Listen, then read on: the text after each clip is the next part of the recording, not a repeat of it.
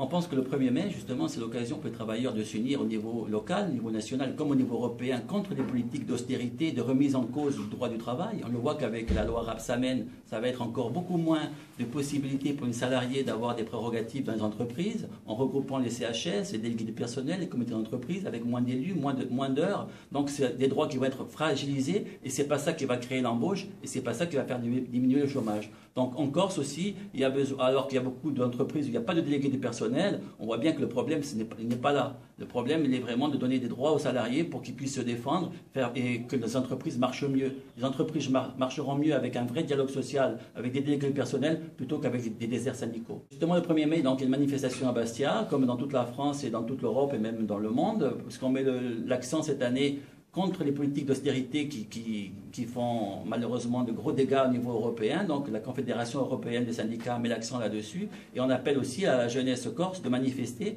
pour ne pas qu'ils vivent dans une société low cost, parce qu'on voit qu'avec les évolutions institutionnelles que l'exécutif met en avant, elle trompe la jeunesse, elle trompe les travailleurs, que ce soit le statut de résident, que ce soit le statut fiscal, tout cela n'est pas fait pour que les gens trouvent un travail bien rémunéré. Au contraire, la Corse sera livrée aux appétits low cost, avec des emplois saisonniers, avec un avenir très sombre. Je pense que la jeunesse de Juventud Independentista a été manipulée par l'exécutif de l'Assemblée de Corse, qui propose des solutions irréalistes, voire dangereuses, comme le statut de résident où il y aurait des droits sociaux différents entre salariés. Ça, c'est inacceptable, puisqu'on va célébrer les 70 ans de la fin du nazisme et justement des thèses racistes qui ont été mises en place. Le statut fiscal aussi, franchement, là, on voit que c'est un risque aussi avec la collectivité unique d'autonomie fiscale pour les régions, avec les ressources que possède la Corse. Ça pourrait se traduire par des baisses d'impôts, certes, pour les rentiers et les entreprises, mais par un doublement, voire un triplement des impôts locaux.